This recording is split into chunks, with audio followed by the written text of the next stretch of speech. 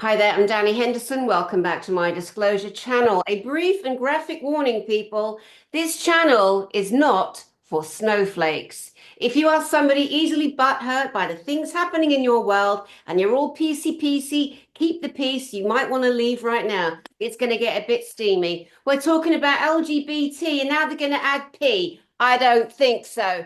P for paedophilia. Are you good with that? Because they're going to put that in your face. I have the right ass about this, and we're going to get into it. Not only do they want to bet P to accept paedophilia, they've tried lesbian, gay. I'm okay with that. You do you, boo. Kittens, no, no. The furries, no, no, no. Minor attracted person, you are going to get a kick in, and you are going to go into pedo prison. We're not having maps, minor attracted people. We're not having pedos, all right? Capiscio? Now, Marishka, say hello, what you do and what is pissing you off about this nonsense that we are expected to accept. I can only but laugh because if I don't, I'll actually cry. I'm so glad that we are able to meet and talk and bring these subjects to the table because so many folks are really actually scared to have conversations, even with their own friends and their own kin. That in itself speaks volumes. If people were like, oh my gosh, I don't want to offend, oh, I don't want to say this, I don't want to say that. Do we want to live in a society where you can't speak your truth? I certainly don't. I don't want to live like that, and I don't want to be in a environment where my children are going to be unsafe.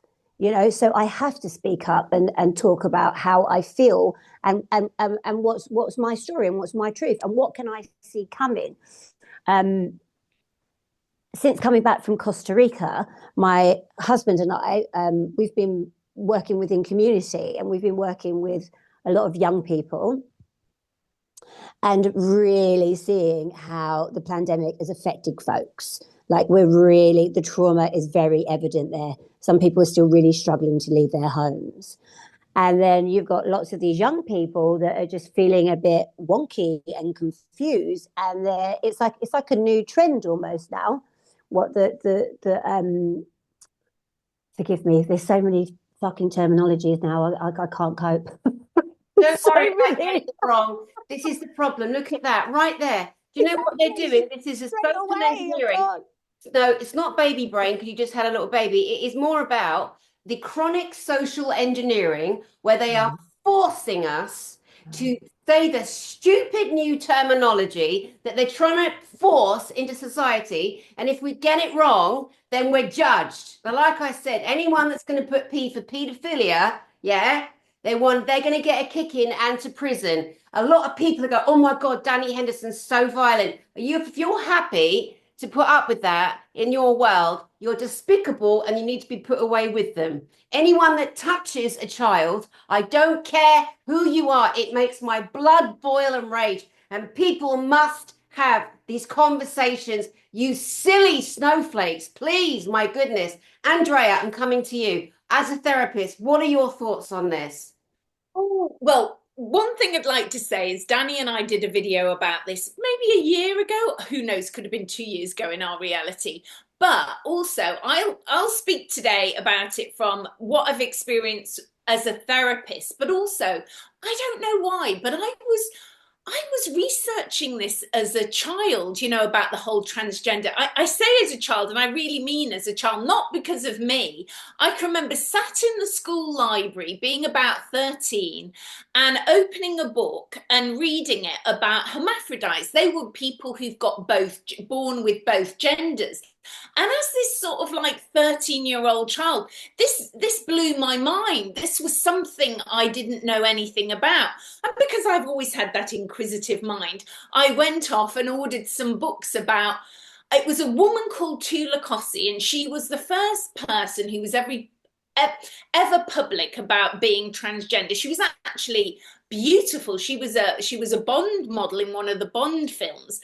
And back in the day, what am I now? 54. So this was when I was 13. So this is like a long time ago. Um, It wasn't so, it was unusual. It was not the mainstream, there weren't many people. But I think where Trump's speaking out now, in America and saying we're not having this anymore, no, end of it. I think that's maybe a little bit too harsh. We need to be kind and considerate to people who've already gone through this. And also, we're not accepting the fact that it isn't just men or women.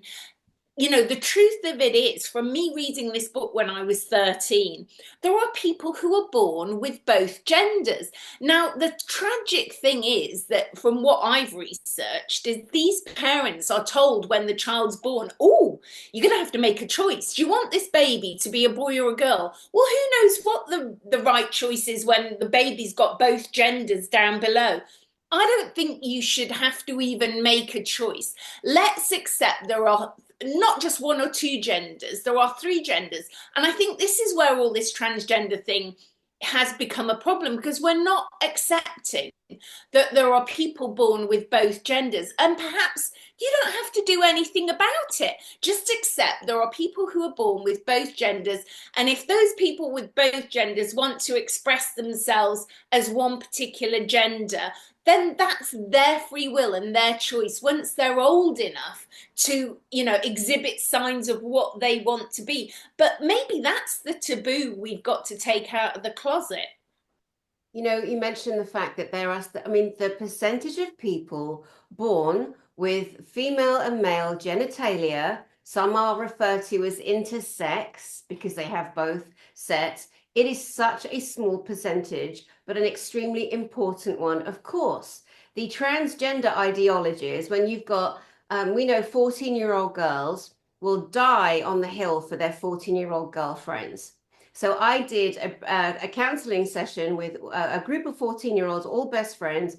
Two of them thought they were lesbians. One of them definitely was not happy living as a girl. And I checked with her mother yesterday in America. So I was coaching this child for quite some time. And she's now calling herself a different name, another boy name from the one she initially picked, and is at school living as a boy, coming up 17, 18, happier than she was at 14 when I was coaching her. So it clearly does happen. But then what happened in the immediate 14-year-old girl group was a lot of confusion. Well, if she's, wants to be a boy, maybe I should be a boy too. And this has literally happened. It doesn't happen to all of them. But, there's so much confusion around this subject. It gets blown up, taken out of proportion. Doctors come along and they're this terrible language, child affirming care, child affirming life-saving care. Parents threatened with, your child will definitely unalive themselves if you don't give them this life-affirming, life-saving, gender-affirming care. It has got beyond preposterous, dangerous proportions. And then this other social engineering, if we talk about it as we are, if I show fierce rage and emotion, which I am, because it's wrong on so many levels, for a doctor to come along and go, yeah, do you know what? Your kid's confused. They want to be a boy. They're actually a girl. Beta blockers. They are shutting down growth hormones that will never, ever be reversed. I'll tell you a quick story. A couple of years ago, I interviewed a really nice, big, bouncy, beautiful lesbian. And she told me, do you know, Danny, when I was at school, I was so attracted to girls. I thought I had to be a boy to date girls because all she'd ever seen and knew about was straight relationships, which is most of us growing up in the 70s, 80s, 90s, right?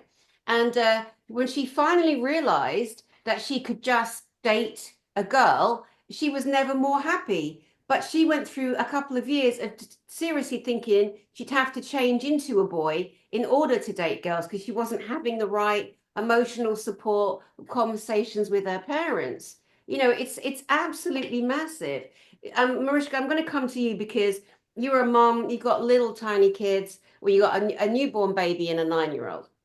You are seeing children acting out and wanting to be cats and kittens. Can you please share some of that with us? Yeah, as I was trying to speak about it earlier, was that we've been working in a place where I'm not there anymore now, but where children are not feeling like they can be in a school setting for various different reasons. There's lots of other little places that are springing up for them, a bit like PRUs, pupil referral units, right? But you're getting all sorts of children that are there, and they are heavily influencing each other as they do, like you rightly suggested. And it's almost like becoming a trend now to be a he, she, them, a them. Like I got really reprimanded because I kept forgetting actually that one young lady really didn't want to be called a he or a she. She wanted to be called a them. I've been on the planet for 44 years. It's really difficult for me to actually say that. Like, that's not in my vocabulary. You know, I speak of a them as like a group of us, them over there. And I literally had another member of staff put their fist in my face and shake their fist saying, why can't I get it right? Why can't you get it right? And I wanted to obviously do her one, but there was kids around. Like, it literally made another adult infuriated. And then the girl, the teenage girl, 14, she looked really shocked. And I was just like, I cannot believe where this is got to, that people are being vicious to one another. And I said, don't you dare shake your fist in my face. How very dare you? This situation needs to be treated with a bit more care. You cannot be pointing a finger and screaming at people and telling people how you want to be addressed. That's not going to work. It never works when we scream or shout. You know, we need to show a little bit more tenderness and care, but maybe try and get to the root cause a little bit more about what is going on with especially all the young people. Why this a trend that they were running with, but they all seem very, very confused. This one young lady I speak of was binding herself, and no one ever uttered a word about that, you know, that she's doing that. Well, she spoke to me about it one day and she's like, it's so uncomfortable, it really hurts. And I was like, oh, darling, like, you don't have to do it. Like, release, let it be. When you're 22, you're going to want your breasts, darling, and you might be damaging them right now. And she was like, really? I was like, yeah. Like, really? Why has no one had that conversation with her? No, why is someone not saying to her, actually, what you're doing with the drugs, what you're doing with the binding yourself, you might be damaging yourself for later on in life. Like, I think we need to be having a lot more conversations with these young people instead of just being, yes, okay, we obey to what you want. We will change the way we're speaking. We will make everything be acceptable. No, I think we need to have a lot more transparent conversations about mental health, what's going on with their mental state. And like you were saying about that, the lady who's a lesbian, like, you know, it's okay to be attracted to other women. It's okay to be attracted to other men. It's okay to be what you want to be. Just do not force it against others. And that's what worries me about our society currently right now. And as a mother, that stuff is being really forced. And anything that's being forced, especially by the media, for me, it sets off alarms. You know, I'm like, ooh, I'm not sure about that. The books that are being presented to our young ones, how they're being sexualized at such a young age, back off. I don't feel like it's the school's place to be able to educate our children about like what positions and stuff to that are done in the bedroom. And there's books that are being placed into the classrooms that are just not acceptable at all. And a lot of the time when you speak to a school and you say, what's being rolled out on these specific subjects, and they won't let you have the content. Once again, it smells super fishy. Why are you not letting us see the content? You know, it's a worry. And we know that often enough, when one thing is being brought through, there's lots of other things that are going to attach itself to it. And I feel like that's what's going on with the transgender. Is it's more than one thing that we're looking at here. There's many, many things, and we're not allowed to talk about it because I think it will expose lots of other seedy, sordid stuff. And I think, sort of, as three women, you know, we're told you can't talk about this because you're not in that situation. It's not happening to you. But what I've seen as a therapy point of view is I've seen definitely programming from cartoons going on. You know, young kids being exposed, and I can tell you which the cartoons are, but I won't say it because I'll probably get sued or something. But I know the cartoons that have got the programming in it going into their vulnerable minds. And like you say, you know, as a young little kid, it's cool. It might even seem fun and exciting. But the byproduct is of, you know, you're having to take chemical drugs. You're going to have horrific operations if you went the whole way. And what you're seeing now coming out on YouTube, which means that, you know, we can speak, but we can't speak as much as the people who have said, I have done this, I have done the operation, and I deeply regret it now. I am suicidal, I'm depressed, I've made a mistake. You know, so what you're seeing now is a trend of people who are, they're not young kids. These are people in their 30s, some of them are 20s, some of them are a bit older, but they're like, I deeply regret the choices I have made. And there is no way I can rectify this. I've gone too far now. And I've seen it from a psychological point of view as a therapist. You know, I've had people contact me going, you know, and I have to be very careful, because if you've already taken chemicals that are starting that process, I don't want to explore that in a regression session. Now, if you came to me, which I've had a few people come to me who've done the full operation, you know, and we don't even go into that realm of, let's see why you want to be the opposite gender, because I don't want to mess with anything that might change your mind of your choice once you've had this operation. So even if you do want to do a session with me, I'm very careful. Now, I've had a few other people come to me going, I've got these feelings that I'm in the wrong body. And I'm like, are you on any drugs to change this? No. Okay. Now we can explore it. Now let's see, why do you feel like you're in the wrong body? And sometimes I've thought there's a formulaic answer, but there really isn't. I've seen it be linked to past lives of being the opposite gender, and this being a new experience, being in the opposite gender, and they've got to kind of come to terms with the fact that this is a new lifetime and they're in a different gender, and that takes some, you know, getting used to. Then I've seen other people who have had so much trauma in their childhood about being that gender, whatever gender it is, that the trauma has made them feel like, if I change to the opposite gender, that might fix my trauma from childhood. But they don't know that it's trauma from childhood that they need to fix, you know, or there's been a sexual abuse. Sometimes it isn't even sexual abuse, it's just trauma about being that gender, and maybe a form of bullying by children or adults. And then in a very rare case, I've seen these, the only way to describe them is like starseed kids. And when I've gone into it on an intuitive spiritual level, I'm like, wow, you've come from another planet before you came into incarnation in this body that didn't have a gender.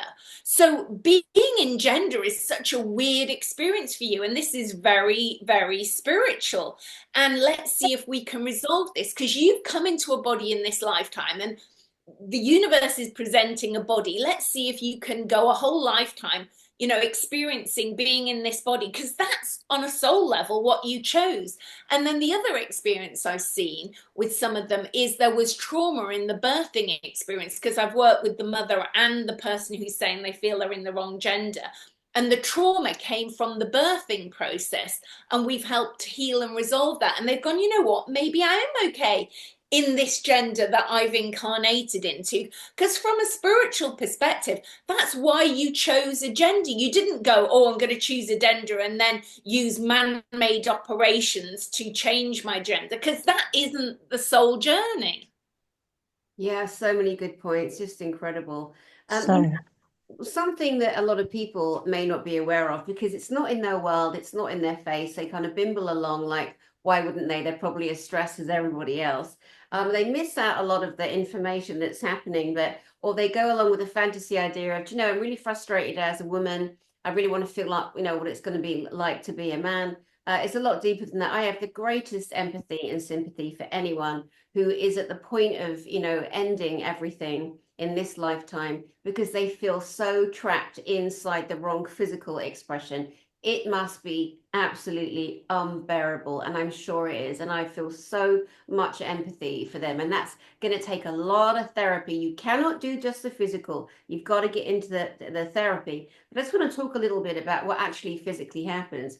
If a man, uh, yes, if a man decides that he wants to transition to a woman, he then becomes a trans woman, obviously. Not a woman, a trans woman, someone who's transitioned. That's the label. It's not woman, it's trans woman. However irritated that makes people, that is the fact, because he's still not a biological woman, and people get so enraged. I mean, people that have got nothing better to do than attack and try and defend, but they shouldn't always try and step in and defend. You know what I mean? So let's have a look at this.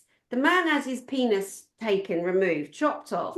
They use the penis, they tuck it up inside. They use the tip of the penis as the clitoris. They can make a fairly decent looking vagina these days, apparently. But what people don't understand is they have to use a machine like a speculum, and they have to have forced opening.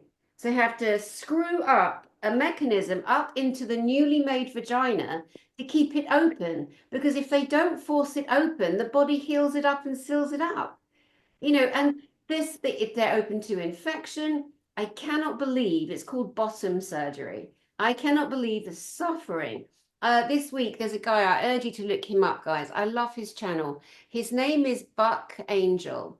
He used to be a woman. He transitioned to a man, a trans man. He's now a grandfather and he wears a hat called Transpa. He is a beautiful expression of a woman who absolutely was in the wrong body. I don't believe he's had the bottom surgery. He's so open. He is so devastated that his community is being so badly misunderstood and young kids are unaliving themselves. I was watching him yesterday. Buck Angel. I've tried to get him on my channel. We've been in touch. Buck Angel, guys. But so anyway, so the penis is, changed into a vagina. It has to be forced to be open. To make a penis, there's very different ways of doing that. And to get the penis erect, they have to do things like Viagra, injections. They will take a huge piece of the arm and create a penis. So you can see men, trans men, hang on, sorry. Trans men that used to be women, biological women that go to becoming a man, a trans man. They'll cut a huge piece of skin off the elbow normally, fashion it into a penis. They have to use the penis pumps. I mean, bless them all. It's such a difficult, not straightforward. Of course, how could it be? We're anatomically completely different. We're biologically different. You know, it's really difficult. So again, wanted to bring a bit of that into the conversation. If people wonder how do they do it, what goes on, because I think we all should be like just have an awareness, not forced in our faces, but try and understand a little bit more, because again, there has to be, I feel, some real love and empathy for anyone that feels a certain way about themselves, born as a woman but desperate to live life as a man. Marischka, what else would you like to say on this subject? I really hope that people take this conversation that we're having to heart and don't come with a triggered mind, you know, because I really encourage folks to just start having some open conversations about things, because it's really necessary, and to just show some tenderness to each other, because we're all struggling on planet Earth. We've been toyed with and messed about with for eons. There's bound to be many of us that are in a huge state of confusion. And I love the point that Andrea made about, you know, perhaps some folks have also, where they came from before, they weren't a specific sex. I remember when our daughter was 2.5 and she bolted upright in bed. She used to like get these downloads and she'd channel and stuff. She bolted upright in bed in the middle of the night, and like she would just have this, she'd have this look about her, and I'd be like, oh, here we go. I really need to be alert and aware because she's going to give us some serious messages. And she was like, before I came to Earth, I wasn't a boy or a girl. She was 2.5. I wasn't a boy or a girl. I was blue. And I chose you and Papa because I know that you're able to take me around the world. I want to visit planet Earth. incredible. You know, so it's stunning. But perhaps that is also what's happening, is we've been toyed with so much that there's so much confusion going on with folks in their heads and their hearts and their spirit and their soul, that this is now what's coming to the forefront. And I completely agree that, please, the medication, stay away from all the meds, tread gently with mutilating, because ultimately people are mutilating themselves. Isn't Yeah. it snakes that can change gender? Is it a Pardon? snake? I think a snake can change gender. I think there's one animal that can change gender. And Oh, then the other thing is, you know, because we deal a lot with entities, is, they can be taken over by an entity messing with their mind, making them feel, oh, you're in the wrong body. Once you deal with the entity, then their mind can feel, balanced and normal, because if this were really the absolute solution, doing surgery, you wouldn't have so many people speaking out later, like I just said, saying this wasn't the answer. I feel suicidal. This has not been the utopia that I hoped that it was going to be. And I've had quite a lot of clients who've had the surgery, and there are problems. Some of them have got cases against the surgeons because it wasn't really, great surgery down there. Not everybody who wants to present as the opposite gender ever goes through the full surgery. The percentage that do that, I don't know the statistics, but I don't think it's as high as you perhaps think it is. It's, again, such interesting, points. And, I'm sure that immediately this is going to trigger everybody from even the title of of this broadcast, because people jump immediately to assumptions, and they'll assume that the three of us, we're all therapists and we're all teachers. And we've all worked with, everybody. And years ago, I've mentioned this before, I was coaching a married couple that were having terrible problems, and they started out as two women, two lesbians, and one of them basically was the life of the party, the big butch, beautiful, and her wife said, why don't you transition? So she did. She transitioned into a trans man and has struggled ever since. And sadly, the marriage did fall apart in the end. That I had no idea, and this was like 10 years ago when I was working with this lovely couple. I had no idea that every day this lovely trans man had to inject himself to keep the female hormones down. And that alone, I mean, just unbelievable torment, torture, upset, never ending. Like, she transitioned and she's ended up divorced regardless. She was happier in her body as a masculine, beautiful lesbian. God, it is so But sad. also, the you're saying the injections, but the client that I'm thinking about now that I've got, that went from male to female, I said, was telling me about things. Well, she was telling me about things, and all she has to do is to rub this cream on. Now, imagine you put your hands on that cream by mistake, and you ended up thinking it was some body lotion, and you ended up, so there's all kinds of, wow, if it, and he said it is that, it is that simple, just to rub this cream on yourself that's got the right estrogen or progesterone or whatever, but yet she has to do it every day. So it's like, wow, who knew that? I didn't know that. Like, wow, gosh, that's fascinating to my mind. Another really powerful subject to cover, I want to get your take on it too, is Trump in America. He has forbidden transgender people to be in the military. And I'm going to give my opinion on this, and then I would like yours, because it's a very triggering, not that we're deliberately trying to trigger, we're not. But again, we've got to stop hiding and being babies and snowflakes away from these subjects. I agree with him for one reason. You need a strong military that's ready to fight and go to war if it needs to. the world has been under attack for so long. America has been under attack for so long and taken from the inside out. And there's a global war happening on many different levels right now.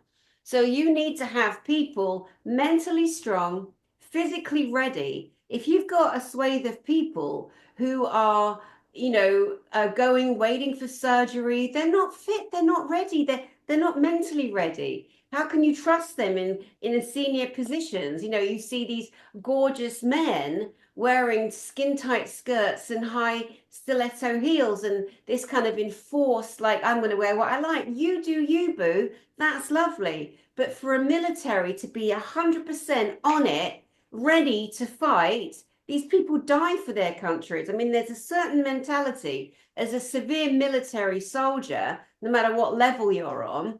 And so for me, I think he's got a good point. You can't be wiping the bottoms of people because they want to be this and that in certain environments or career situations or war situations. What do you think, Mariishka?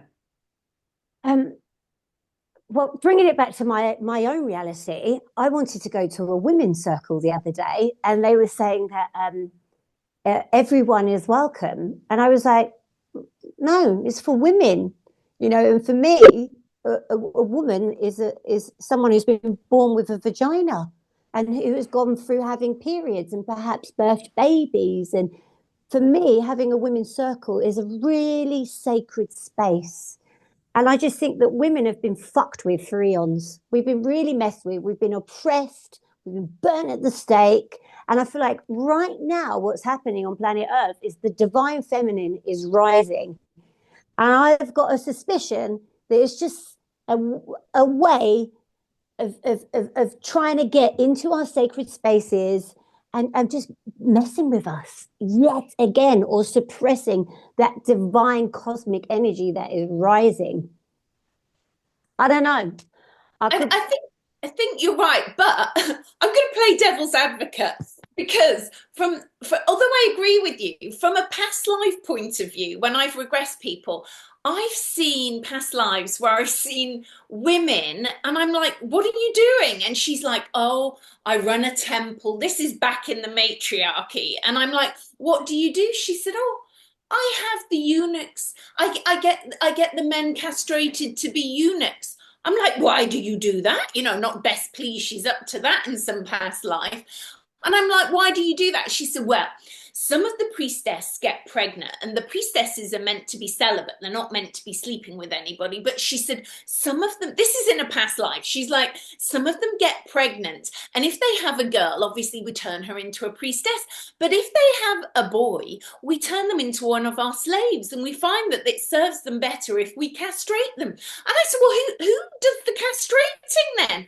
And she's like, oh, we get the other eunuchs to castrate them. Anyway, this past life, the reason we'd gone into this lifetime was so she could see how she knew this guy she was dating in this lifetime, which wasn't a harmonious relationship, but she couldn't sort of end it. And it turned out he was her lover in the past life. And all the eunuchs said to him, you've got to kill her because, she's out of control. She's having us all, castrated, and she trusts you. So, he was billed with the task of killing her, which she did in the past life, eventually kill her. And so when we resolved that in this lifetime, she no longer felt she needed to know him in this lifetime. But it had been a funny relationship because the reason she'd come to me was because she said, when she went to sleep, she felt like she wasn't safe with him. No wonder she felt she was not safe, because of the backstory, what had happened in a past life. And then even, I don't know how long ago it was, when the priest felt like, because boys' voices don't always break till they're about 12 or 13. But, if they had a really high, I may be saying the wrong thing, being it soprano or something, but they had the right voice that made a beautiful voice and they liked it. And they thought, oh, they've got a beautiful voice, we must keep this voice. So they would castrate them to keep their voice for beautiful singing in the church. That's not okay, but that's the stuff. That isn't the women haven't done that. That's the other silly men doing that to the other men. I mean, insanity. Mariishka.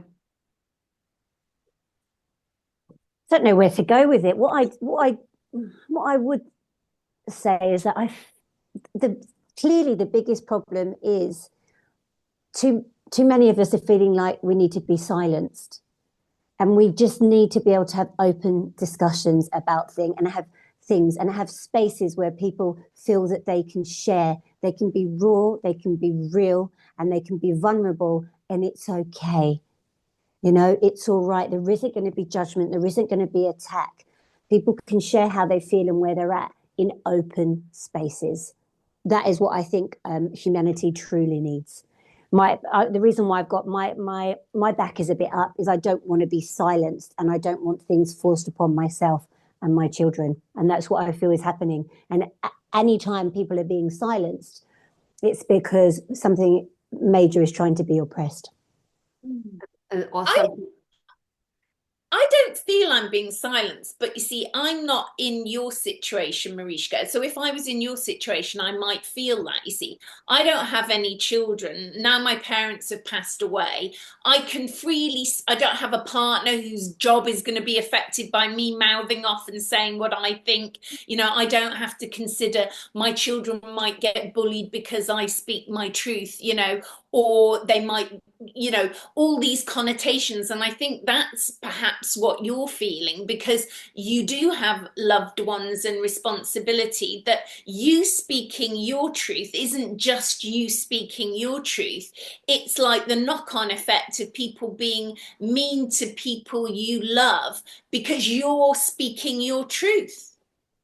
And I think that also the pharmaceutical companies are just really, really fast to give pills. They're giving these really toxic high, like these crazy drugs to these young people, and I just don't think they're in their right minds to be able to making these dramatic choices. And I do think that parents need to have a bit more responsibility over the choices that their young people are making, you know, and just hold the ground. I think, you know, everyone's just so nervous about talking about everything that it's all just all over the place. And we've all just been like, oh, okay, we're not going to talk about the elephant that's in the room. All right, just let it be. No, we just need to hold the ground so people feel safe, they feel held, they feel seen, and they can express where they're at and what they're feeling without making some really big drastic decisions. Yeah, and you see, you know, even if you talk to my generation, and you're sort of like that 10 years younger than me, but you know, loads of people wanted to be tomboys back in the day, you know, but nobody went, right, quick, give them loads of tablets because they want to be a tomboy. It's like, just be a tomboy. And if you're a little boy and you like playing with Barbies and you like dressing up in, I mean, I remember when I was little, I can remember playing in the garden with my mum's friend's son, and I can remember my mum and his mum coming outside to take a picture, and I'd said to him, right, you've got to be the pregnant lady. He went, I don't want to be the pregnant lady. And I was like, you're going to be the pregnant lady because I'm going to be the doctor, so you've got to be the pregnant lady. And I made him put a cushion up his up his dress and be the pregnant lady so I can be the doctor, you know, kind of thing. But that's kids, isn't it? You know, kids are doing these things. And, you know, you could say maybe I was a little bit bullying to him because he was maybe a year younger than me. And, you know, when you're probably 6 or 7, it's quite a big year, you know, a big difference to me saying, you know, I'm going to be the doctor, you know, kind of. I would think, oh, that was awful. You know, I was quite mean to him saying, you've got to be the pregnant lady. It's innocent fun, and everyone, no matter who they are, male or female, because there are two sexes, and that's also what we're getting away from. We're getting away from the reality of us as a human being. You are male or female. Sometimes you are born with both genitalia. You are going to have to make a choice. Sadly, most parents make that choice, but still, fundamentally, there are two sexes, and that's not being politically incorrect. That's just being real, being honest, and not putting up with the bloody nonsense. Now, when I like this, here's a good example. So there was a kid, his name was Tommy. and he had so many different things going on: anxiety, dyslexia, ADA, every label you can imagine.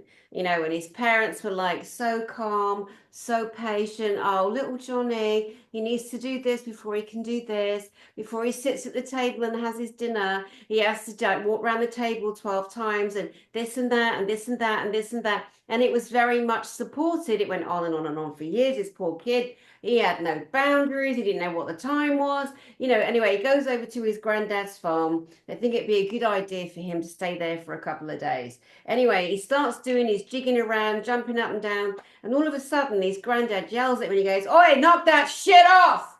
And it startled the boy. It interrupted the neural pathway that was calcified, that was always supported by everyone around him. All little Johnny, Johnny, Johnny, Johnny, Johnny, or Tommy, whatever his name was.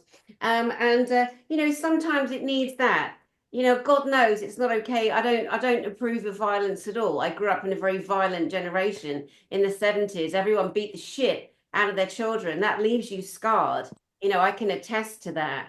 But sometimes you just have to have a reality check, because if you don't, you end up with members of parliament, members in the White House, the Pentagon, the most senior levels of corporations, the entire world, and they are dictating, because of their paedophile fantasies, how the rest of the world is going to go. They're trying to make it okay to say, "Oh, I'm a map, a minor attractive person. I will beat the shit out of you myself." That will never, ever be tolerated. You are attracted to children. You are a sick person. You're a pedo. It's never going to be okay. Hold on, Andrea. I've got something else to say here too. The other thing is that, to make the point, LGBT, and they want to add P, they're going to lie. They're going to say, "Oh, it means pan people, the pans." No, it doesn't. I know this from different sources. The P will stand for pedophile. Do not be fooled. Andrea, my love, please take the floor. Well, if you look at, you can't say all politicians, but, a vast majority of the people who are politicians are people who went to boarding school. These were people who were taken away from their mother figure or their nanny. They bonded with some female woman, and they're taken away and sent to boarding school. So then, they become very bonded with their other little friends at school, and predominantly, not always, but predominantly, they're the same sex school. So, you start to wonder, where is some of this attraction to children come from? When you take away the parental love and that figure, you start to see that a huge amount of people who've been to boarding school have been sexually abused while they were at boarding school. And if that is almost your first experience of human touch, and the other thing is, you see these kind of fetishes, and the other thing is, I think it's crazy that in the old days, the baby would be born, you'd turn it upside down and they'd slap it to make it cry. And if your first experience of human touch isn't being put on your mother's chest and held and told, you're loved, and your first experience is like, you come out of the womb, however you came out, and you're like, "Oh, I'm here," and all of a sudden someone wallops you. No wonder you like being spanked. And then if you were maybe fed, bottle fed, but you weren't nurtured by your mummy, no wonder you associate with being spanked and think that that is, human touch. I even had a client like that one, which kind of is a hilarious story in itself. I don't know, I could share it with you because it's such a mad story. It was this adult man, a big CEO in a big company, and I respect that he told me his truth. And he was like, "I've never had sex." Here he is, this big CEO of a company, never had sex, but he did like being spanked. And he liked being spanked by these stilettos that he'd been bequeathed by his aunt. It's such a random story. So I'm like trying to get him to the point where I'm thinking, he said, "I can see where you're trying to go with this therapy, with me." And we started to get to a point where we realized he had issues with his mother was really controlling and he couldn't control her, but he could control his aunt. So as a little boy, he used to like to make his aunt mad so that she would wallop him with her big stiletto. And he loved being walloped by her stilettos. And so he started to do this with women he employed. Like he'd employ a woman as an adult man for piano lessons, but then he'd try and manipulate her into spanking him.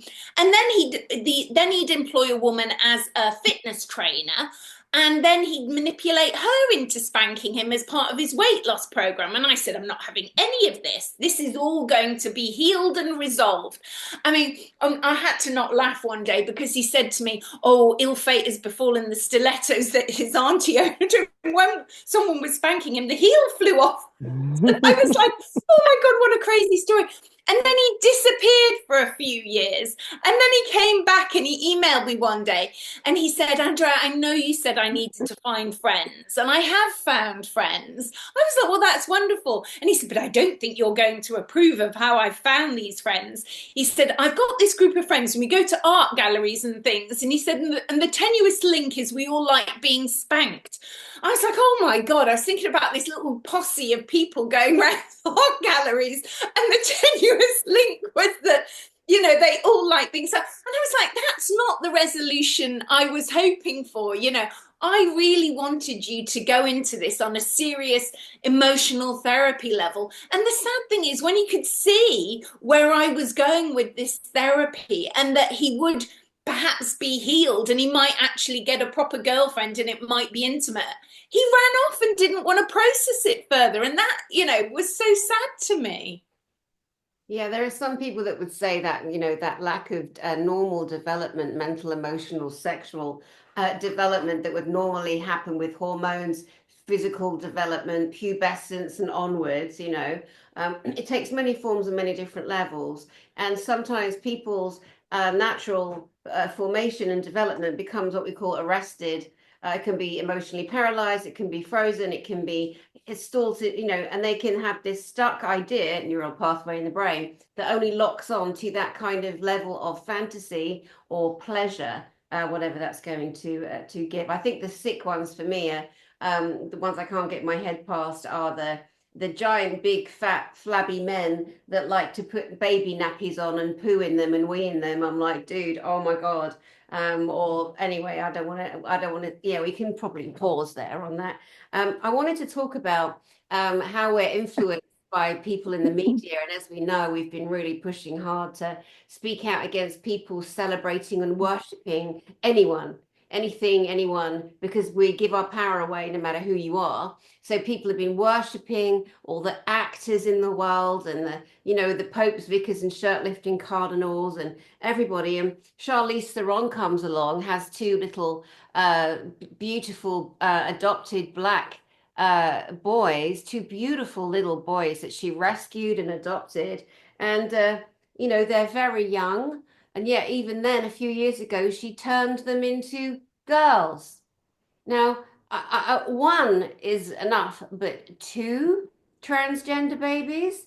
Now, if we look at the mentality and the emotion of her, that she's admitted out loud to herself, you know, for the world to hear, she saw her mum shoot her dad dead because there was so much trauma and abuse in that family. And the only way to save their lives, because he was going to kill the two of them, apparently, got shot. So she's got a lot of, you know, trauma in her world to start with, which she's admitted. I always want to hear from the horse's mouth rather than just suppose, you know, listen to the gossip. But I find it absolutely unthinkable, unimaginable that she, as a mother, was given the privilege of adopting two beautiful little boys, and has transitioned them to girls. What on earth do we think is going to happen there? I think Awful. statistically, if you look at the amount of celebrities, more Hollywood celebrities maybe than UK, but we, you know, statistically, if you add up how many have got transgender children, it's beyond the law of averages. So something very, very strange is going on that celebrities, why do celebrities statistically have per capita, per head, per child, per family, more transgender children than the rest of the population. There's got to be some big question mark. And also, you know, it seems that obviously it's lovely that people adopt children, but it seems celebrities seem to adopt children more than the average. Like, you know, and yet they're not always available, you know, and there's other people who would dearly, dearly love to adopt a child, and maybe they're rejected for other reasons. Yet, you know, a celebrity who can afford a nanny and can afford maybe a few nannies is prioritized, because are they prioritized because they're really, really wealthy, or are they prioritized because they're really famous? And that's not fair to the rest of the population who don't, you know, tick the boxes but might be a really good parent. Marishka, what are your thoughts? I think that parents they are the first teachers, and they need to place in boundaries. You know, you can't have a 6-year-old that's asking you, am I a boy or a girl? And if they're a boy, they're a boy. You know, you can't be saying to them, you can be what you want to be. They don't know the difference. You can't plant that confusion in them. And that's where society's all going peak tongue at the moment, is that everyone's like, oh, I need to be politically correct. No, you don't. You just need to put in some bloody boundaries and just be honest and straight up. If your kid is a girl, your kid is a girl. And tell your kid they're a girl. Like we were saying, if you want to dress up like a boy, yeah, well, you always, everyone was like that. It was like that, wasn't it, growing up? You could dress like a boy and be a tomboy, and it was cool. But now, it's messy. And it just, for me, I can just smell the stench of sordidness. It feels unclean. There's something in it that isn't quite right. And when you're aiming at the children, no, it's not okay. It gets my back up, you know, and I'm getting my dukes out. I'm like, stay away from the kids, stay away from the children. You're a And parent. you Sorry, you're a child-led parent, you and your husband, Matisse. You ran to Costa Rica to escape the crazy of being forced to take a medicine that you disagreed with. Mm-hmm. You coached your child, Gaia, at home and schooled her in the mountains of Costa Rica. That's where you and I met. And Mm-hmm. now she said to you, I want to go to regular school. How has she transitioned? And how do you see her? Is she fully adjusted in your mind as a little being, given the life you've given her? And what kind of other kids is she surrounded by? Well, you know, it was really difficult at first when she asked us to go to school. We automatically said no. And then we were like, no, that's not okay. That's not being child led, you know?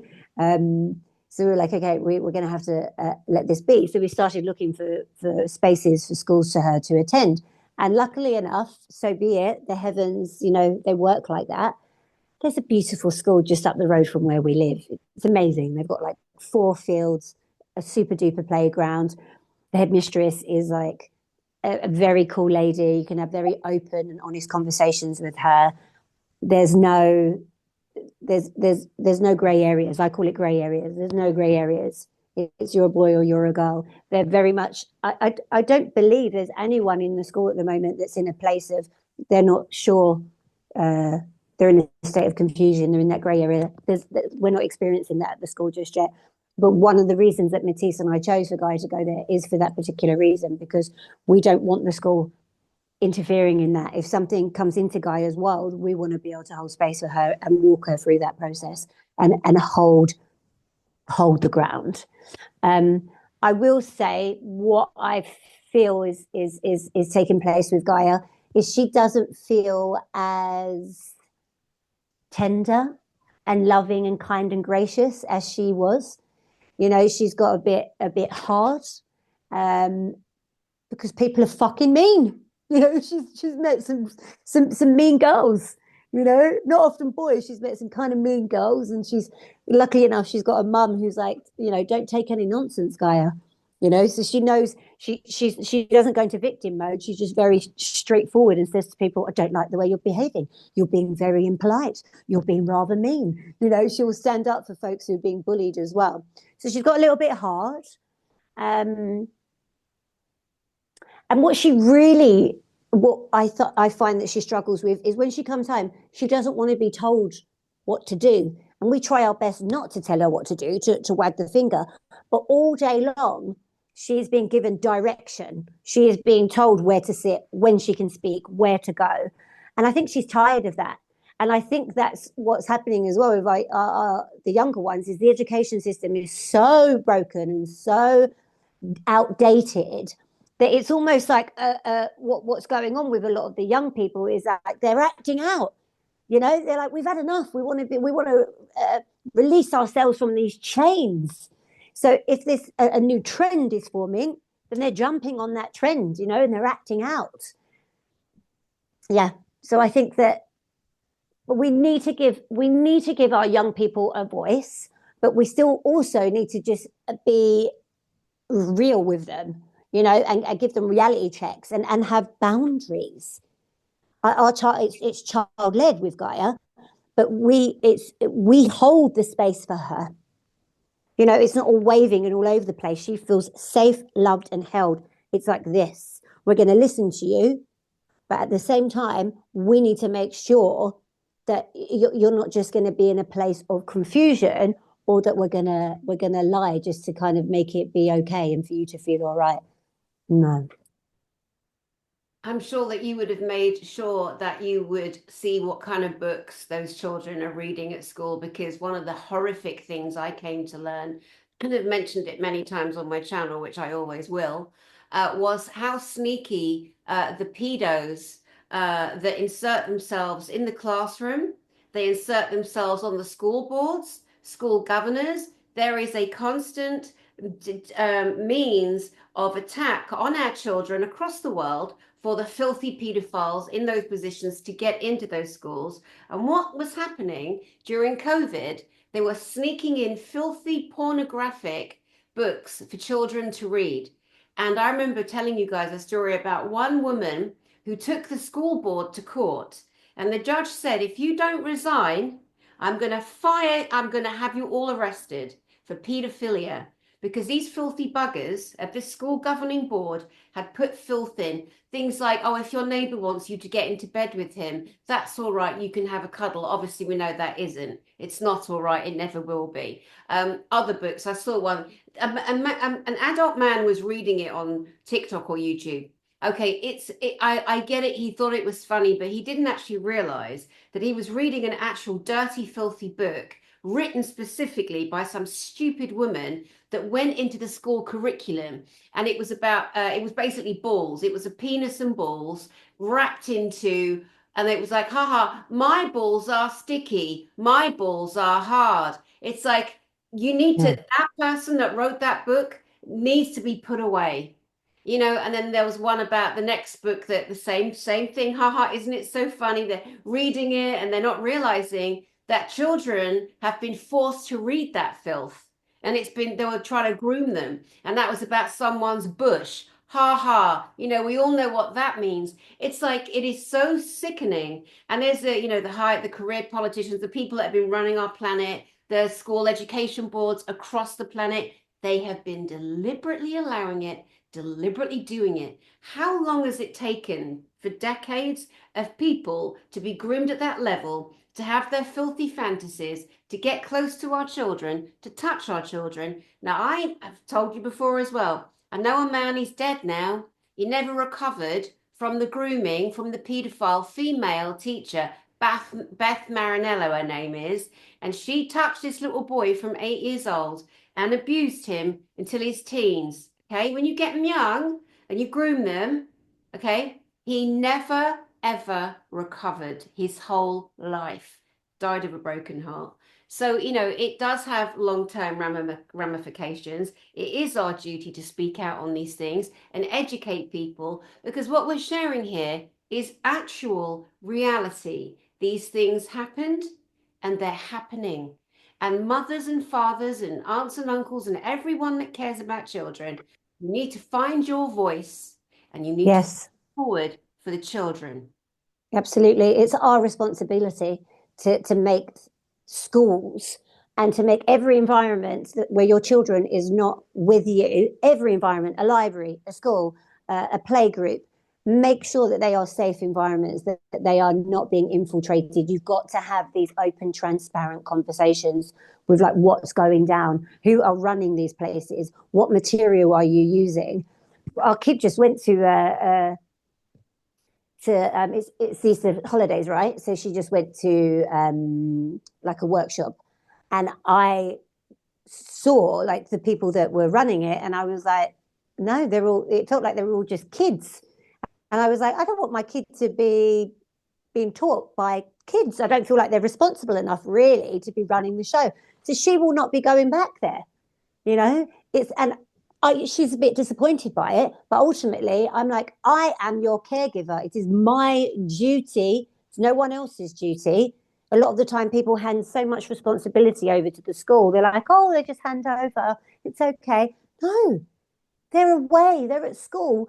Most of the time they're at school longer than they are actually with you. So we need to make sure that that space is safe for them. And if we're not happy about the way things are going, don't just talk about it in the school playground, because no one can hear you. It's just like having a fart in the wind. You know, don't talk about it and have a bitch about it, having tea and cake with your female friends and maybe other parents having a chat, saying, I'm not really happy about this book, or I'm not really happy about that teacher.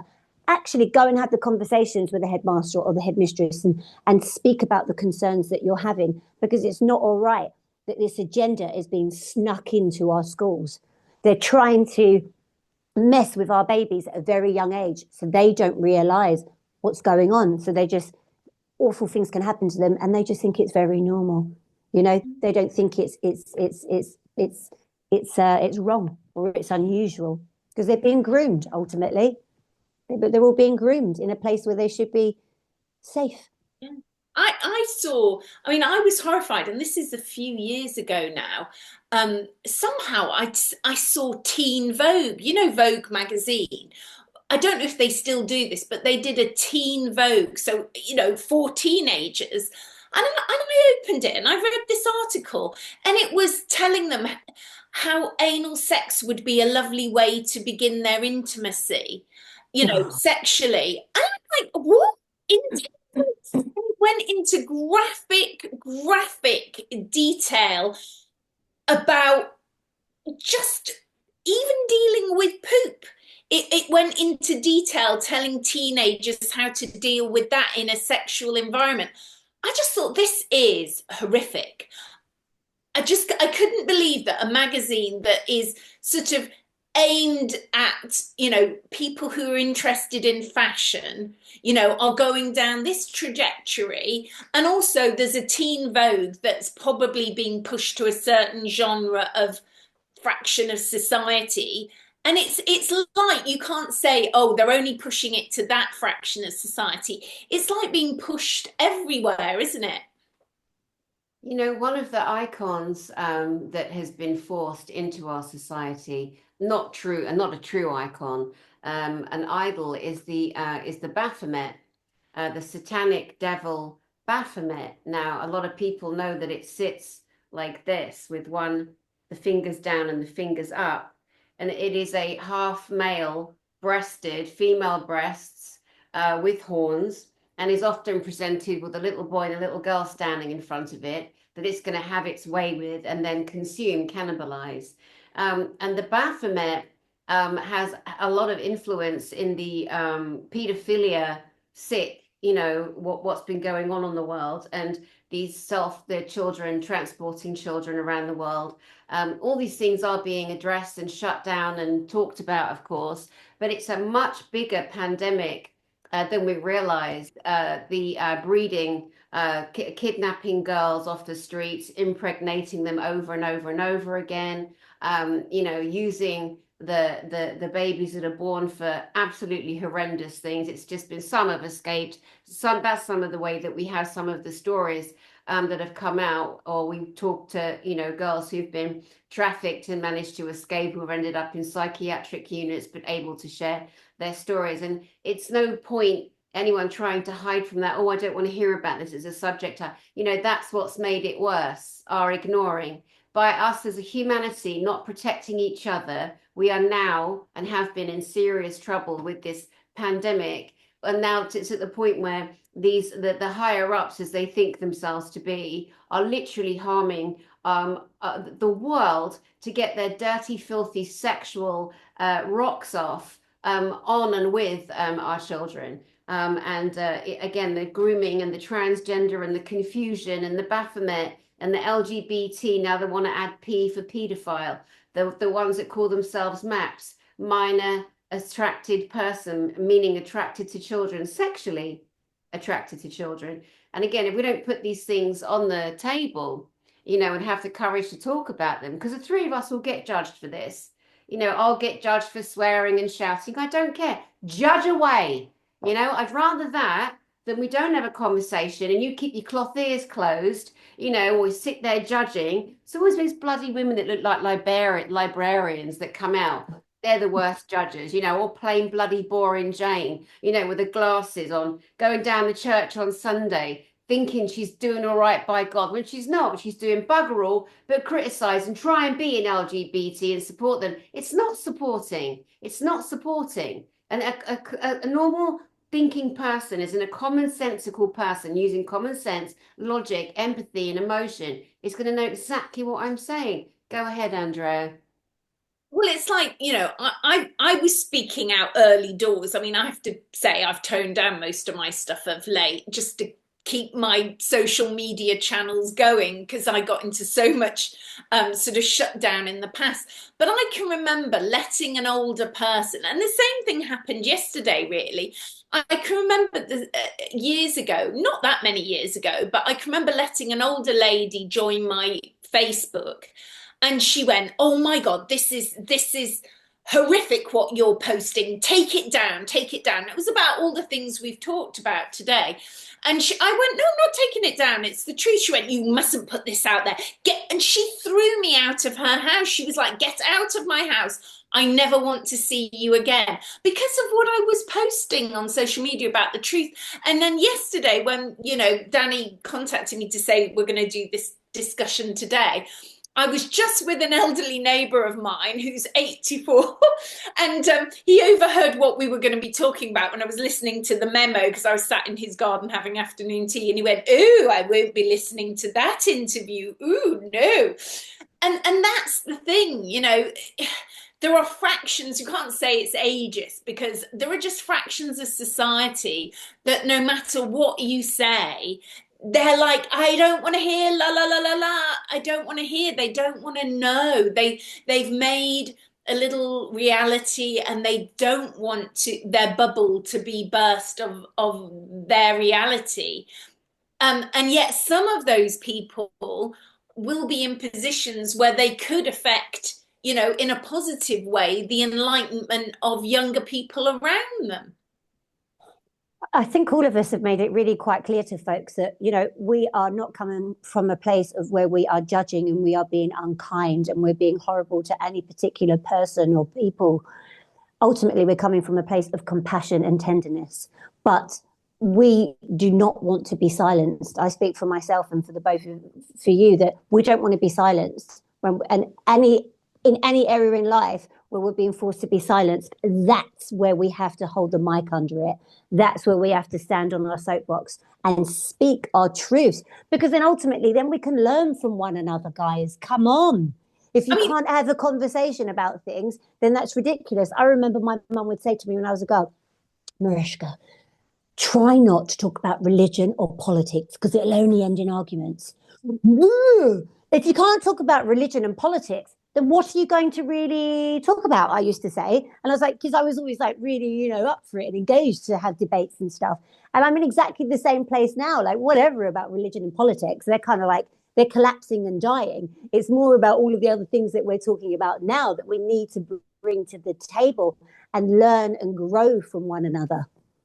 And if you're going to, wave the finger and start shouting and being unkind to us, maybe just check yourself for a moment and what is actually triggering you. Take a moment, breathe, ground yourself. And I'm not being sarcastic. Please just breathe, ground yourself and just think for a moment, drop into the heart space and be, okay, well, what is it? Why am I being so upset by it? And you might actually learn something. Instead of just having a rant, you might just go, Yeah, light bulb moment. Me and Andrea, Yeah. years the broadcast on this, we talked about intersex and, celibate and all the rest of it. And we got hammered, we got attacked. We had awful, horrible people that don't use their brains, that don't think, that don't have empathy for everybody. And we got accused of, what do we know about it? Well, of course, I spoke out and used my voice, which I always do and always will. And I let a few people know that we are actually qualified, deeply trained therapists on many different levels and disciplines. And we've both experienced and worked with transgender people. So we were coming from a much better place of authority and experience than just eating our cheesy Wotsits, and reading the Inquirer. Do you know what I mean? But even so, it still comes down to, I don't want people to think they don't have enough authority in themselves to express their own opinion, because expressing an opinion is how we start conversations, how we start to learn, and how we can also bring some, I guess, innocence to everything if you're coming from a place of not having been corrupted and not having been socially engineered, which is really difficult at this stage of the game, isn't it? Yeah, absolutely. I'm just thinking back years ago. I mean, obviously, I've been quite outspoken in the mainstream media, and it got me sent to Coventry eventually, because I spoke out on a BBC show. But I actually spoke about transgender years ago on an Asian TV program. I mean, this is, I don't know, 20 years ago when it was quite a radical subject. And they actually allowed quite a balanced point of view on an Asian TV show that I was invited on as a guest. It's all just coming back now. But I think it's like the other thing, just in general, I think, very rare that we would be invited to dullards dinner parties. But if you go somewhere and you think, God, why did I even bother getting dressed to go to this event? It doesn't happen to me anymore because I really don't go to those kinds of events. But occasionally it's nice to go to one because you go to it and you go, Christ, that was so boring, talking polite chit chat. It was like it didn't feed you. There was nothing of any morsel of emotional intelligence to talk about. It was like being in a desert of vapid conversation where nobody talked about anything. Everybody just made polite chit chat, like, oh, wasn't that divine to eat? And oh, I must have another macaroon. But it was like there was nothing of interest, and you came home and you felt just vapid, like it was vapid, wasn't it? We don't have the luxury of doing that anymore, people. We don't have the luxury of being able to just be uh, base or cognitive dissonance. Things are changing rapidly, and some things for the greater good. And I feel so blessed to be alive at such a time as this. But then there's some things that are really coming in hard and fast.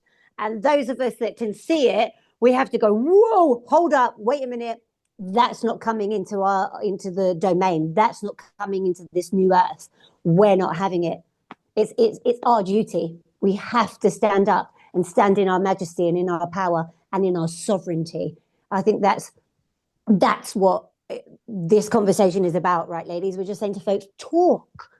Let's talk. And then you touch on subjects like the fact that the elite that have been running our planet for decades and longer, their main religion is Satanism. In Satanism, there's cannibalism, there's blood drinking, there's the abuse of our children. And that also has led into mass confusion, LGBTQ, XYZ, MAP, all of that, not mocking, but just trying to highlight certain points. So we mustn't also take ourselves away from the fact that that is in existence. And just because people may not have heard about it, so what? Now you are. It's like, well, that can't be true. Why are they talking about that? Oh, that Danny Henderson's talking about satanics again. Yeah, because it's true, it's real, it's in existence, it's in your face, and it's going to be taken care of. Now, we're going to move to a slightly more, I don't know if it's an easier subject or not, but there is a thinking in the transgender community, especially for the trans women, which is a man transitioning to live as a woman, a trans woman. Now, some men that transition don't do anything, and they just put on terrible makeup and they look like blokes, the most masculine blokes in the world. Some make awful efforts. They look terrible. They have a word, they call it passing. Is he, now a trans woman, going to pass as a woman? And there are examples everywhere. I saw some bald-head bloke with yellow teeth that looks really like off. You know, sometimes the human spirit can look at a person and pick up whack job, whack-a-doodle. You don't know what it is because your heart is reading the frequency of that person and you're not even aware of it. And there's an instant connection in the heart when you like, nut job, something wrong, ding, ding, ding, ding, ding, ding, ding. That is our fight or flight response, our fawn or what is it? Fight or flight, fawn or flop response, Mhm. you know. And so I know that if I had a little girl and she was in the bathroom and I was waiting outside, actually this happened at the pantomime at Christmas. Took my nephews to the pantomime. It was Snow White. And there was two dodgy looking blokes in there. So I stood at the door and I held the door open the whole time my boy was in the toilet. And the two men looked right wrong. You know what I mean? They just look, no, no. And they're looking at me like, who do you think you are? And I'm like, I'll fight you. In my mind, I'm like, and I'm calling my kid, you know, my nephew, you're right. Yeah, hurry up, darling. Hurry up. It's all right. And I even said to him, don't wash your hands because they were standing right by the sink, right by him. It was just not right. Anyway, I start going down the stairs and this woman's running up the stairs with her kid. She goes, I'm going to wait by the door. I'm like, yeah, she can do the same thing I did because it's a lack of trust. And, you know, we've got to be okay with it. But if I saw a man, big old butch man, you know, in heels and a skirt, going into a lady's space, you know, I am not going to feel okay about it. Now, people are going to think, oh, that's so cruel. It's so judgmental. There has to be a line. Oh, but the line is judgment. Yeah, it is actually judgment. A woman is not necessarily going to feel safe with a big ass masculine man trying to pass as a woman. Sorry, but you know, we've got to put Yeah, some common sense into this. What do you guys yeah, think? absolutely. Like, why should I have to make you feel okay? But I feel unsafe. But if you're going to feel that your feelings are going to be hurt because you can't go to the toilet where you want to go to the toilet because I've said actually no, you can't go here. You've got a penis. You haven't got a vagina. I'm going to hurt your feelings. I'm going to be the one reprimanded. But actually, I feel unsafe about going into a lady's toilet, knowing that a man's just walked in there just because he's wearing a skirt. That's not all right. Come on, people, it's not okay. And I do think the door has just been left open for a lot of, like you say, a lot of nutters to just walk on through. They're just dressed up, they've just got on a different costume. I, But I it's think I think I think I've just got used to it. I've got because this is I've got used to it. But the only thing that did surprise me was I was at the swimming baths in Bath at the thermal spa, and there was, she was trying to pass as a boy now, and her whole bone structure, everything about her, because you have bone structure that you cannot change. There is bone structure that is, your hip bones, everything. There is a structure of your body that is masculine and feminine. And she had the extreme of feminine bone structure you could have, but she'd had her boobs removed. And so there were the stitch marks, and she's trying to grow a beard. And her mum was with her and her brother was with her, and it was like a whole family outing. And I was trying not to look, but my just, and I thought, oh, don't just like kind of do your own thing swimming around. But of course, you can't help it. I don't know. I think we're like a magnet. The mother came to talk to me, and I thought, oh, I wouldn't. I thought, let Andrea be very careful, because she said, oh, I'm with my family, and I went, oh yes, I can. I didn't say, oh, I see. What do I see? What do I see over there? Am I seeing your son or your daughter? And I thought, I'm gonna let her. If this conversation goes on, um, she led the conversation, and I thought, oh, let's see where this goes. And she went, oh, it's my daughter's birthday today. And I went, oh, where is your daughter? And she pointed to the transgender daughter that's now trying to pass as a man. And I thought it's interesting that you identify her still as a girl, even though she's desperately, trying to be a man. And then her boyfriend trotted out of the changing rooms, and I thought, oh, and here was a guy who was now trying to be a woman, you know, and I was like, do not get sucked into staring too much, because I was, as a therapist point of view, I was fascinated by the interaction, and I was observing the body shapes, that here's him now desperately trying to be a woman, and he's got the body shape of a woman, and here's her, the opposite.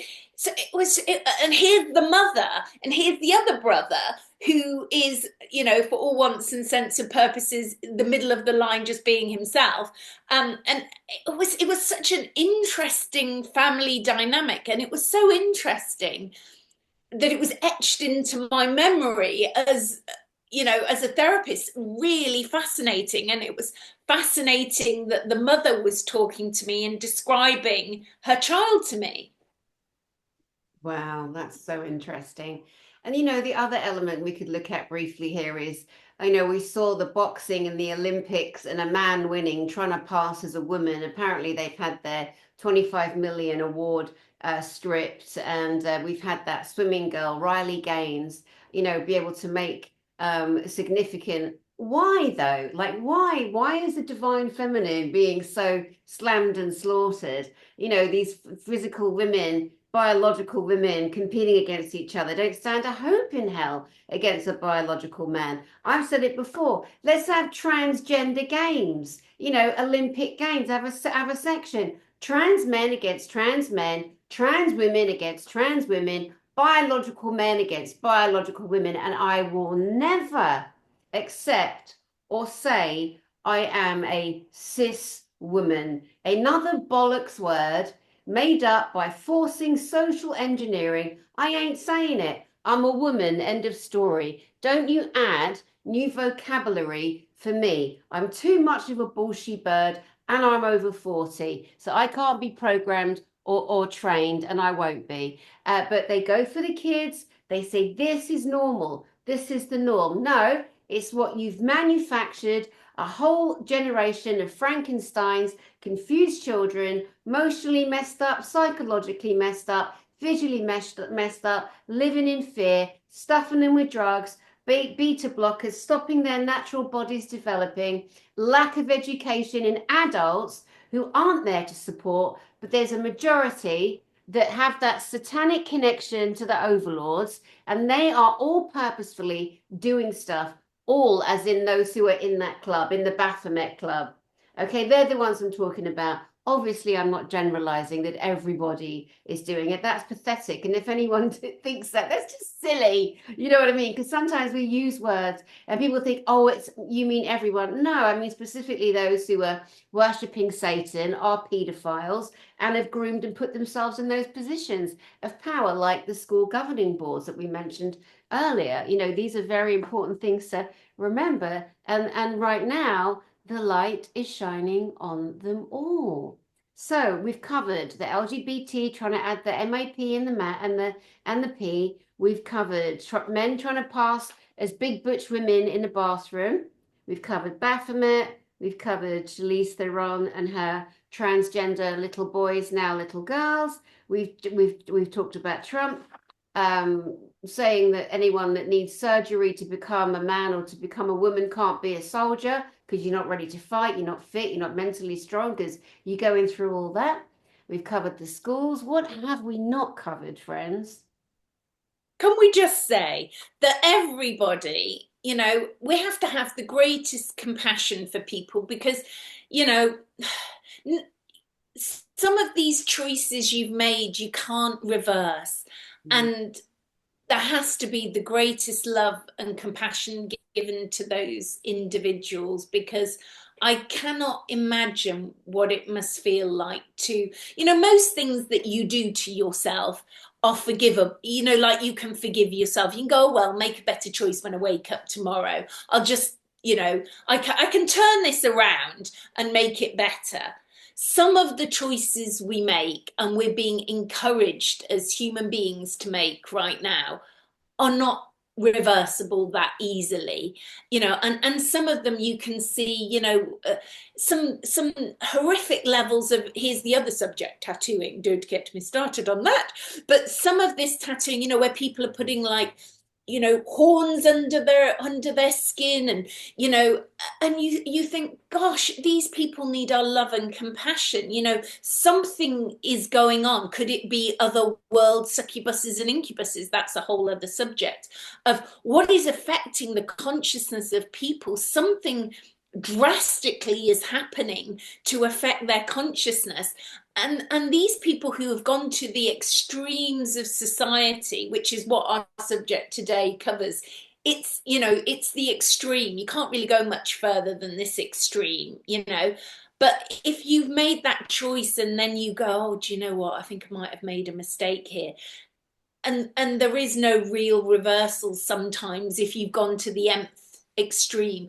And those people, we don't want to marginalize those people. We don't want to hurt those people. We want to hold the greatest space of love and compassion that we can do for them. It's true. And we, of course, we've said all the way through that we have empathy, we have compassion, and I'll speak for myself. I have such empathy for anyone that feels like they don't want to be on the planet because they're inside the wrong body, and that includes a big, giant, masculine man. I mean, it's just got to be absolutely dreadful. But there's a place, for, women, biological women, to feel safe in their space, because in our society, from young girls, there's not many women that I don't know that haven't been sexually harmed by men, and unfortunately we grow up with a fear of it happening again. And there has to be an element of putting a foot down and saying, no, you're not having our bathrooms as well.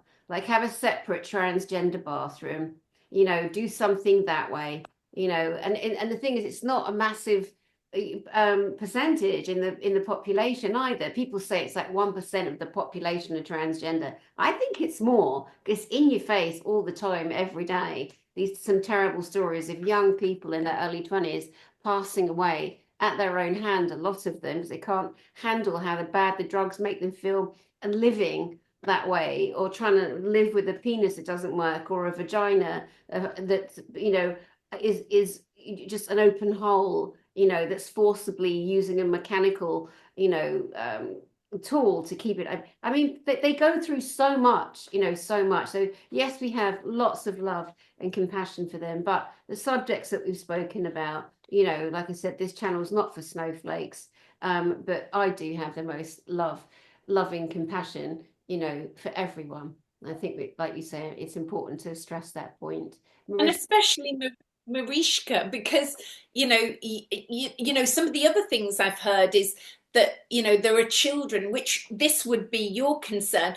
There are children who they've gone to school and they've told the teacher, oh, I want to be called Mark when I'm at school, but I'm actually Melanie at home, but when I'm at school, can I be called Mark?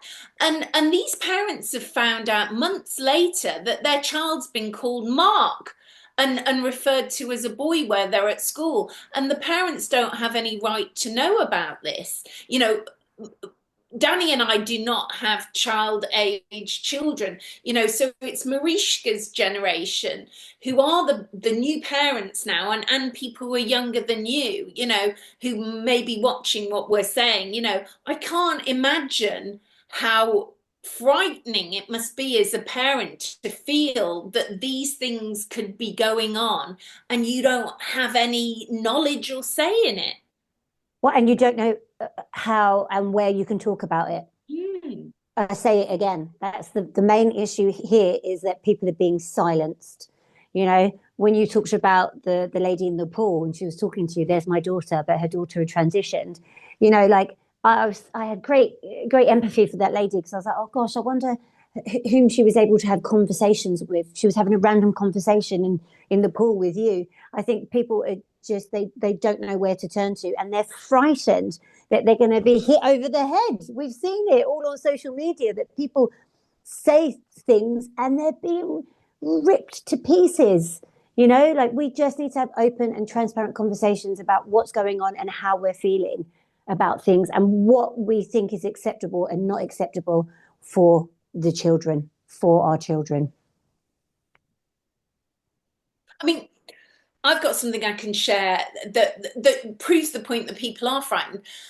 You know, I've had online stalkers in the past, and I've had physical, I've worked in the public media in some way, shape, or form since I was very, very young, way before social media existed. And I've gone through this whole journey.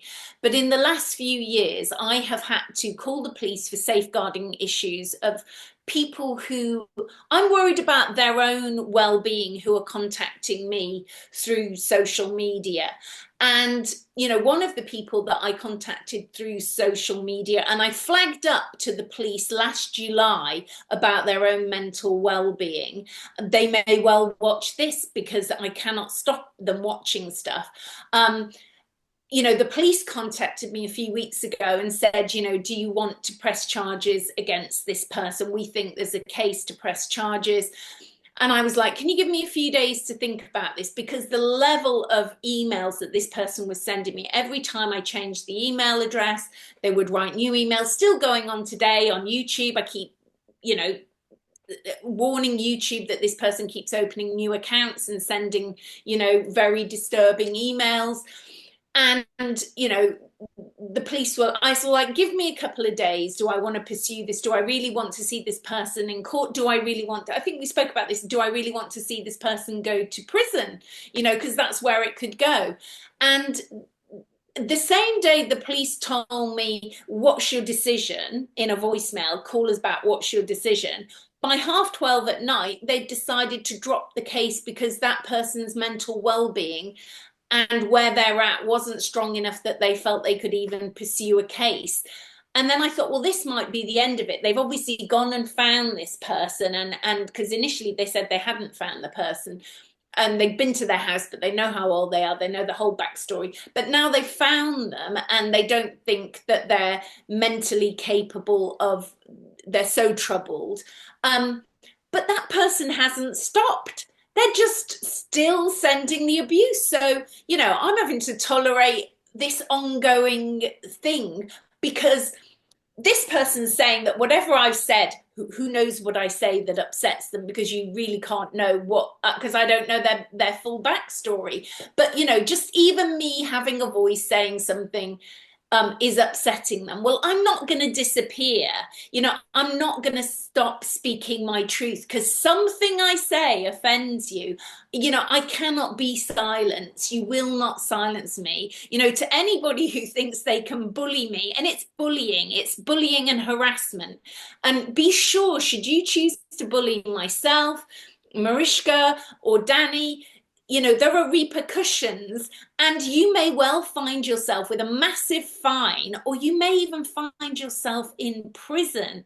So really think about it, you know, before you bully or stalk anybody online. And I will constantly report you to the police for your own mental well-being if I feel that you're in a very poor mental state where you need help. And my sadness for this particular soul that I'm thinking about is I flagged this up last July, and we're now in April 2025, almost nearly a whole year later, and the police have done nothing to help this person until now.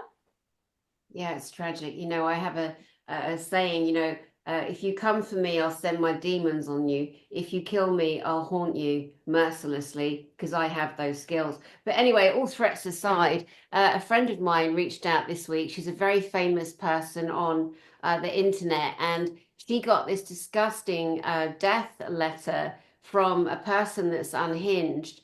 And the person, there's a word, it's something like parasocial. so like parasitical, parasocial. The person that wrote to my friend has got themselves in their mind attached to like the Diddy boy and the Jay-Z and all that drama, and has attached itself to that, and is attacking my friend because she's spoken out and brought evidence. And he's decided that he's part of the Diddy thing and he's going to defend that. So now he's threatening and abusing and saying absolutely horrendous words to her. And anyway, he's so messing with the wrong person because she's really connected. You know, we're talking high level CIA, you know, the good CIA. She's very well connected, my friend. And so this person's on the, you know, en route to a good hiding. And obviously it wasn't bright enough to even cover up their VPN, of course, so they're totally traceable.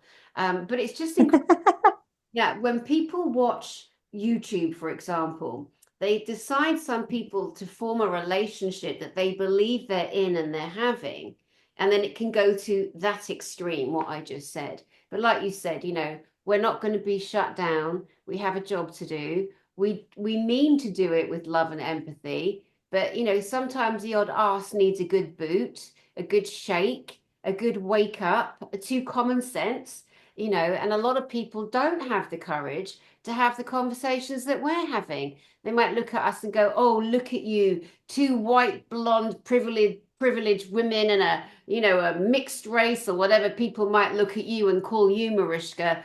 God forbid we get that wrong. God forbid. What is she? Mariska. What is she? They always go, when I was growing up, people would be like, what are you? And I'd be like, I'm a human being. What are you? You know, like people are just so quick to judge and so quick to talk. You know, we've got two ears and one mouth. Yeah. You know, shut it and listen a bit more, shall we? You know, it's like that Yeah. Sacha Baron Cohen. Is it because I is black though?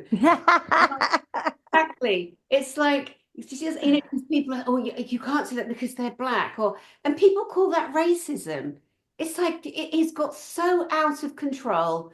You know, it's just beyond, and so people are terrified. Well, I'm not, and I won't be. And that's it. You know, and we just gotta, you know, choose. If you're going to be offended, you're choosing to be offended because of something inside of you. It's got nothing to do with me or these alpha ladies here, who I respect. I respect you, Andrea Fowlkes, as a long-term trained therapist and a past life regression therapist. I respect you, Mariska Richet, as a very special teacher of education, music and dance for our children and teenagers, and, you know, children with special needs, etc. And I think that we all, you know, should be happy to a point that we have the courage that we do to actually address these multi-leveled subjects, right? And if Yeah. you don't want to watch it, don't bloody watch. Yes. Yeah, it's when people say, well, you're very brave, but I don't see it as being brave. I just see it as the truth is, you know, you've just got to speak your truth as you see it to be. You know, it's not about being brave. It's just, well, I didn't come to planet Earth to sit in a corner. I mean, I often say about self-esteem, I tried that when I was younger. I tried low self-esteem, and there's no benefit. I've tried it. No benefit whatsoever. So I've been that and retired it because there's nothing to get out of it, isn't it? There's a war on the spirit happening on planet Earth at the moment. You know, we are in a war. And if we don't stand in our truth and speak up, then it's lost. We're lost, humanity. It's all about us. Nothing's coming to save us. We have to save ourselves. And the way we do that is by speaking and by sharing. It's telling stories. It's age old, isn't it? Like sitting by the fire and talking and sharing with one another and having debates and being like, I relate to that. It's basics, people. And we, at the moment, that's trying to be shut down. No, we have to speak up, stand in our truth, stand in our power, stand in our sovereignty. I feel so blessed to be able to be alongside you ladies, to walk, you know, shoulder to shoulder. And thank you. Thank you. It's so necessary. And my hope and my prayer is that we will inspire others to speak up, to stand in their truth and to tell their stories. Thank you, Mariska. And tell us how we can contact you and for the services that you offer to humanity, please. Well, first and foremost, I am an empowerment coach. So I work with anyone who finds themselves in a position where they are feeling a bit stuck, or they're playing out a pattern in their life that they know they keep seeing it. And they're like, I just can't get out of this loop. It could be a messy divorce and they just want to feel empowered. It could be that they are struggling as a parent. Once again, it's like a pattern's playing out. I'm just being like my mother and I really don't want to be like my mother. How do I stop it? So I help people have a look at what's going on in their reality. What do they want to stop? Naming things, calling things out, bringing it into the open. And then we remove those patterns. But most importantly, we put in new ones. It's beautiful work and I feel really privileged to do it, holding space with people. It's amazing. I also have been working in community, especially with young people for years. And my heart is they are the next generation. If they're screwed over, we're all screwed over because at some point they will be the leaders, so if they're all mentally a bit messed up, we're all going to suffer, guys. So we really have to help the young ones. So I always put a lot of my love and my passion into community projects where I help people. I run holistic programs using the vehicle of performing arts. I used to be a dancer and an actress. And so I make programs fun and playful, but ultimately it's bringing people back into their body, feeling safe in their own skin, head and heart connected, working with one another. And I work with sacred instruments. My husband and I work with sacred instruments because I'm all about the power of frequency. We are frequency, we are energy. And I am very aware that planet Earth has been toyed with for eons. They removed all of our bells. Why have they removed all of our bells, people? Why are we all tuned to some off-key frequencies? Hello? So my husband and I work with, I look over there because I've got a huge gong in my front room and we gong it every morning and we see off those demons. We're like, off you go. You are not welcome here. And we chime at dinner time and we tone and we hum and we resonate at higher frequencies. That is my ultimate aim in life, is to resonate at my highest frequency. It's love and it's gratitude. And I know if I can do that for myself, it will ripple out of me and it will be bestowed onto others. And maybe we can all lift our frequencies together and help shift the consciousness of humanity. Beautiful. There's me in a pistachio nutshell. Your website. Yes, I will. I'll plug the information below because it's all really wordy and my big long names. Well, it's say it one time because people still don't go underneath to get the information. So just say it. Someone can write it. So you can email me. You can email me at Marishka Tharani, Marishka MARISHKA Tharani THARANI 7@gmail.com, and I will happily jump on a call with you and chat and see if we resonate. And let the joy in the games begin. Beautiful. And if people can look at the screen you're on, in the far left-hand corner at the bottom, your full name is actually written there if somebody doesn't know how to spell Marishka Tharani. Thank you. I mean, it's a mouthful. It is a mouthful. Thank you so much, my love.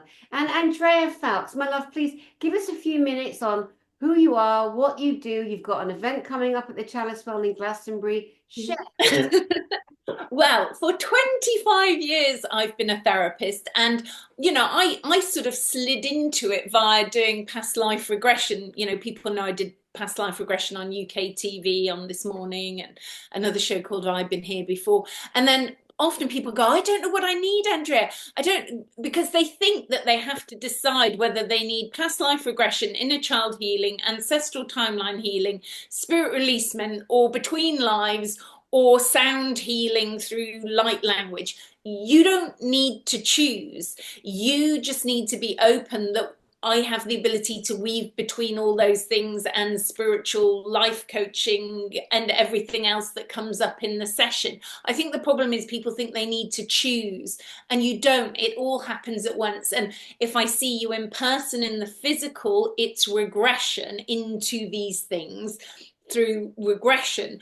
If I work with you online, it's me reading, using my skill sets, your emotional Akashic records. And what are they? Our Akashic records are the timeline of your soul. And I'm very specific that I work with the emotional Akashic records. So you tell me what's going on in your life. I can see in my mind's eye the origin of where the emotional trauma happened. So I share with you what I can see in my mind's eye. You will have an emotional response in your body, and then I will guide you into clearing it out of your body, usually with sound and light language and visualization. And then we move on to the next subject and the next thing that's going on in your life. And then a lot of it is moving these days. I've noticed more these days. I'm doing whole days with some people because that's what they choose. They want to do a whole day, and we might go to a sacred site as well in that whole day. And more people, it's moving into soul life coaching. Maybe that's a sign that we're getting older, that it's more, soul life coaching. So that's happening. And then I have a beautiful workshop coming up at the Chalice Well. I haven't written much about it, but people are booking, even though I've said I'm just having a workshop on the 22nd of June at the Chalice Well in Glastonbury. Message me if you're interested in that, because although I've put it on my website, there isn't a link to the button or any info at this point, but I will put it there, unless all the spaces go, and then I won't do that. And then, I have tons of videos on YouTube, so do subscribe to my channel there, Andrea Fowkes Past Life Regression. And then my website is andreafowkes.com. And I can't help it, although I've joined Instagram, I do still love Facebook. Exactly. Beautiful, beautiful. And again, your name is written down there, andreafowkes.com, lower left hand corner, for people, again, because we know so many old school, they're like, I don't know where to look on YouTube. And I get it. It took a bit of, adjustment for me to learn how to move around, on this platform. So there we have it. Well, thank you, ladies. It's a pleasure and an honor. Thank you for having the courage that you do. Thank you for sharing the experiences that you have. Thank you for doing it with humor, with a boot up the arse, and lots of love and compassion. I appreciate you both. And to you, beautiful viewers, yeah, we've covered a lot of areas today, very controversial, a lot of subjects that can really piss you off. And that's all right. It's good. As long as it moves you to some kind of action, of thought, of conversation, of healing, of recognition. Maybe you're now going to look at people struggling in the transgender community, for example, and have a little bit more compassion and understanding for the terrible things that a lot of them have gone through and go through. My name is Danny Henderson. I send you love from my heart to yours, and I'll see you soon.